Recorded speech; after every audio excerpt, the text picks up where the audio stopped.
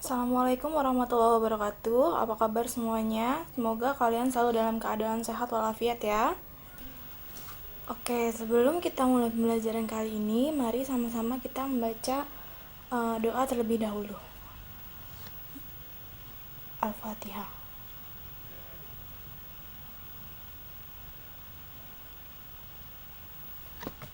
Selesai.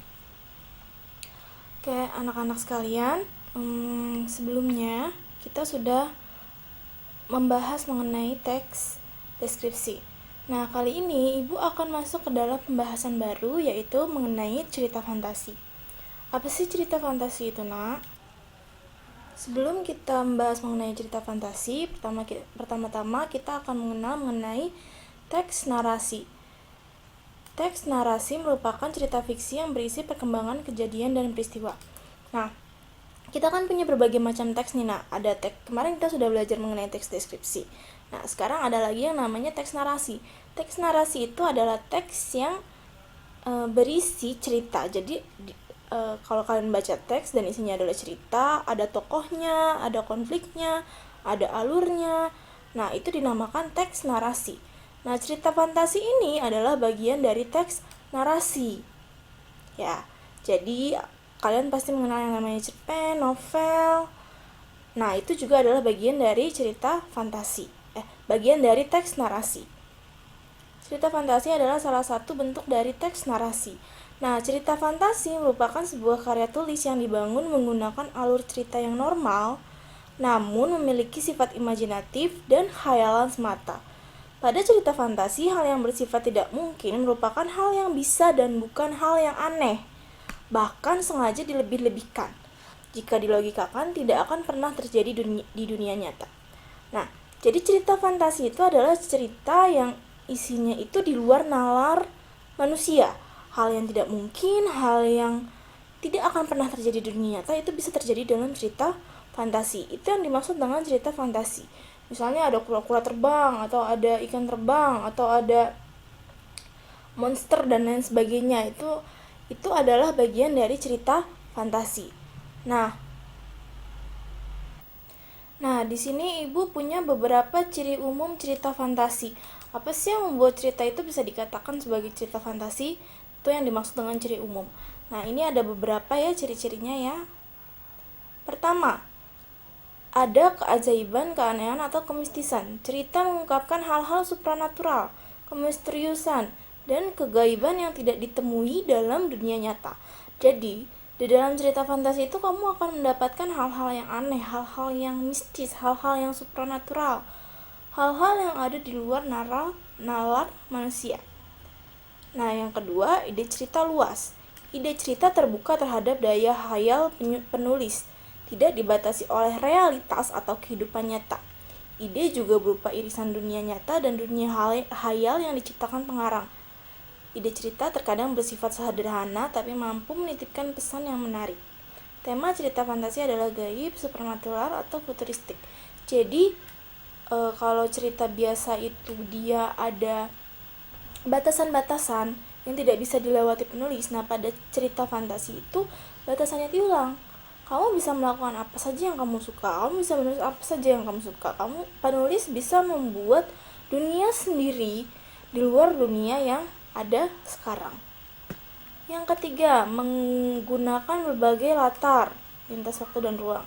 Jadi, peristiwa yang dialami tokoh terjadi pada dua latar, yaitu latar yang masih ada dalam kehidupan sehari-hari dan latar yang tidak ada pada kehidupan sehari-hari. Alur dan latar cerita fantasi memiliki kekhasan. Rangkaian peristiwa cerita fantasi menggunakan berbagai latar yang menerobos dimensi ruang dan waktu. Jadi, dalam membuat cerita fantasi itu, kamu bisa menggunakan berbagai macam latar dan setting sehingga ceritanya itu tidak. Nah, yang keempat, tokohnya unik.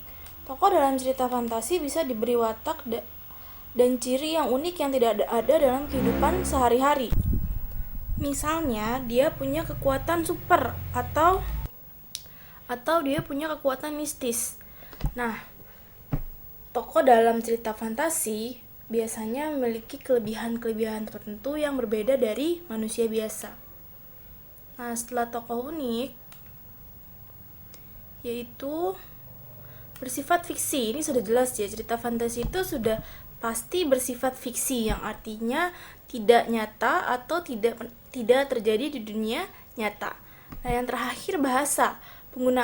Penggunaan bahasa pada cerita fantasi itu variatif, ekspresif, dan menggunakan ragam percakapan tidak baku. Nah, itu tadi beberapa unsur ciri umum cerita fantasi. Nah, sekarang kita melihat jenis-jenis cerita fantasi. Cerita fantasi itu jenis-jenisnya dibagi menjadi dua, yaitu berdasarkan latar dan berdasarkan total atau tidaknya.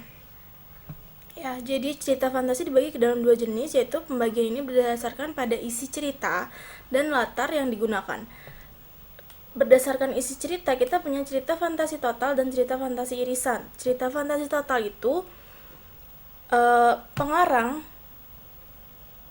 tidak ada di dalam cerita, pengarang tidak membuat kesesuaian antara dunia nyata dan cerita fantasi. Jadi, dunia yang diciptakan pengarang itu seluruhnya adalah dunia khayalan, tidak ada unsur kenyataannya. Pure karangan penyair, karangan pengarang. Khayalan pengarang, buatan pengarang, secara keseluruhan merupakan buatan pengarang. Sementara irisan, cerita fantasi irisan yaitu masih memiliki atau menggunakan nama-nama dalam kehidupan nyata. Misalnya dia menggunakan nama tempat yang ada di dunia nyata atau menggunakan nama orang yang ada di dunia nyata. Itu bedanya total dan irisan. Yang kedua, cerita fantasi dibedakan berdasarkan latarnya. Yang pertama ada cerita fantasi sejaman dan ada cerita fantasi lintas waktu. Cerita fantasi sejaman itu adalah cerita fantasi yang menggunakan satu latar waktu di dalam ceritanya. Misalnya cerita di masa lalu, atau cerita di masa depan, atau cerita di masa sekarang. Jadi dia cuma punya satu latar waktu di dalam ceritanya.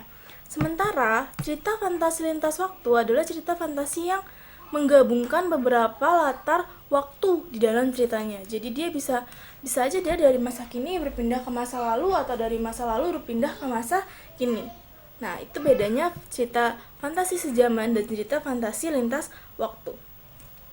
Oke, nah itu materi yang bisa Ibu sampaikan hari ini. Semoga apa yang Ibu sampaikan menjadi berkah untuk kita semua ya. Semoga kalian memahami apa yang Ibu sampaikan. Jika ada yang tidak dipahami, bisa langsung ditanyakan di e-learning kita, atau bisa langsung kontak di WA Ibu. Silakan langsung hubungi Ibu. Oke, silakan mengerjakan tugas yang sudah Ibu berikan. Selamat mengerjakan, kumpulkan tempat waktu. Ibu tutup pertemuan kita hari ini. Wassalamualaikum warahmatullahi wabarakatuh.